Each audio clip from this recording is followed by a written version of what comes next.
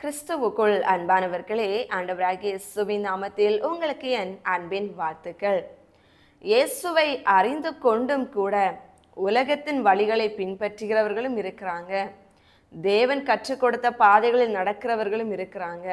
ஆனால் ஏசப்பா நம்ம கிட்ட எதிர்பார்க்கிறது என்னன்னா, தீத்துவின் புஸ்தகம் 2ஆம் அதிகாரம் 7வது வசனத்தில் அவர் சொல்லுகின்றார், நீயே எல்லாவற்றிலும் உன்னை நற்கிரியைகளுக்கு மாதிரியாக காண்பித்து, அதாவது எல்லா சூழ்நிலைகளிலும் நம்முடைய பேச்சு, நடக்கை, செயல்பாடுகள், மற்றவர்களோடு கூட நம்ம பழகுகிற விதங்கள் எல்லாவற்றிலுமே நீ உன்னை பிறருக்கு மாதிரியாக காண்பித்து வாழ் என்று வேத வசனம் நமக்கு புத்தி சொல்லுகிறது.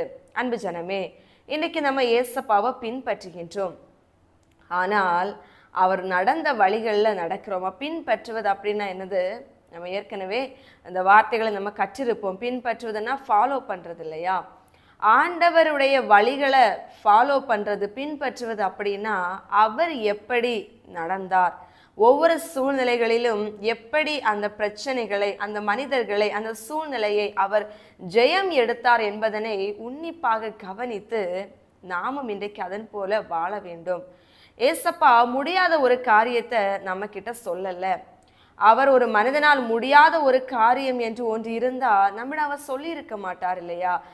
ஏசப்பாவை பின்பற்றி வா என்று அழைத்திருக்கிறாருன்னா, ஒரு பேதுருவையா இருக்கலாம், இன்னும் ஒவ்வொரு மனிதர்களையும் என்னை பின்பற்றி வா என்று அழைத்த பொழுது அவருக்கு தெரியும் அதை பின்பற்றி வர முடியும். ஆனால் பாதைகளிலே தடைகள் இருக்கும், போராட்டங்கள் இருக்கும். இருந்தாலும் உண்மையான ஒரு விசுவாசம், ஒரு அன்பு, ஒரு தாகம், ஒரு வாஞ்சை இருக்கும்னா இதை தாண்டி என் வழிகளை இவர்களால் பின்பற்றி வர முடியும் என்பது அவருக்கு தெரியும்.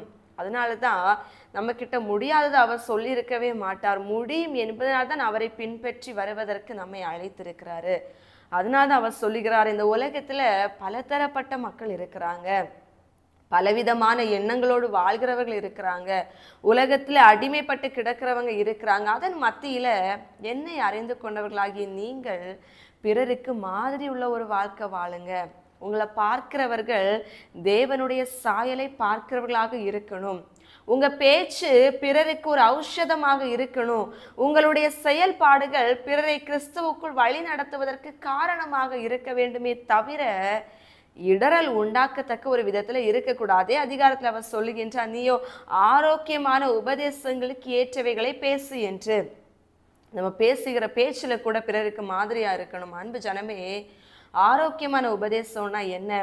ஏசப்பா போதித்த எல்லா இடங்களிலுமே ஜனங்கள் ஆரோக்கியமாக்கப்பட்டாங்க. அது பலவீனத்துல மட்டும் இல்ல, ஆத்துமாவிலும் அவங்களுடைய ஆவிக்குரிய வாழ்க்கையிலும் ஒரு பலவீனம் இருந்ததை எல்லாம் எடுத்து போட்டு ஒரு பலவான்களாக தேவனுடைய பாதைகளிலே போகிற இடமெல்லாம் பின்பற்றி வரத்தக்கதாய் அவருடைய உபதேசம் எல்லா நிலைகளிலுமே ஆரோக்கியத்தை கொடுக்கிறதாக இருந்தது. இன்றைக்கு நம்முடைய வார்த்தைகள், பிறரோடு கூட பேசுகிற வார்த்தைகள் அப்படியாக இருக்கிறதா? இயேசு அதை விரும்புகின்றார். நம்ம மாதிரி உள்ள ஒரு வாழ்க்கை வாழணும். எந்த மாதிரி தெரியுமா?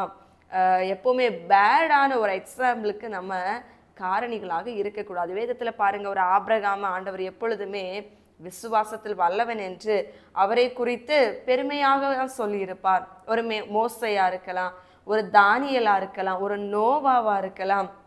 இவங்களை குறித்த வேதத்தின் சாட்சி மிகவும் நம்முடைய வாழ்க்கைக்கு ஆரோக்கியத்தை கொடுக்கத்தக்கதாக இருந்தது. அவர்களை போல நாமும் அந்த பாதைகளிலே நாமும் பின்பற்ற வேண்டும் என்று இன்றைக்கு கூட நம்ம அதை குறித்து போதித்து கொண்டிருக்கிறோம் இல்லையா?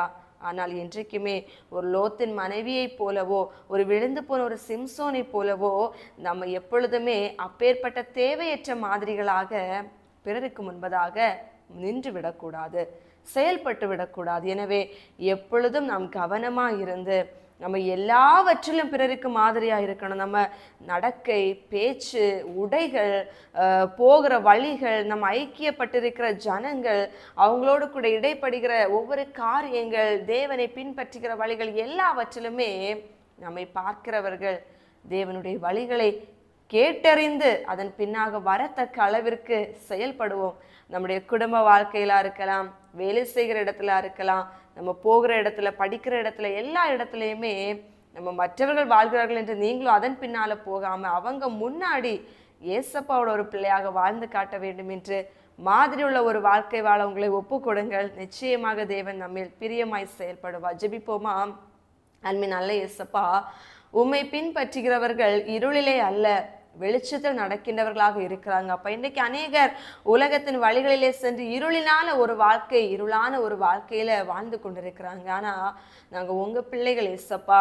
எங்களுடைய வாழ்வின் வழிகள் அத்தனையுமே தேவனால் அங்கீகரிக்கப்பட்டதாகவும் இந்த உலகத்தில் இருக்கிற மக்களுக்கு முன்பதாக தேவன் விரும்புகின்ற ஒரு மாதிரி உள்ள ஒரு வாழ்க்கை வாழ்வதற்கும் தேவன் எங்களை பலப்படுத்தும். அதற்குரிய ஞானத்தை தாரும், விவேகத்தை தாரும், தாகத்தை தாரும், உண்மையை தாரும். எல்லா நிலைகளிலும் தேவனுடைய நாமம் எங்கள் மூலம் மகிமையடையத்தக்க அளவிற்கு ஒரு சிந்தைகளை தந்து அதில் செயல்படுவதற்கு எங்களை உருவாக்க வேண்டும் என்று சொல்லி நம்முடைய கரங்களுக்குள் எங்களை ஒப்புவிக்கிறோம். இயேசுவின் நாமத்தில் ஜெபிக்கிறோம் நல்ல பிதாவே, ஆமென். God bless you.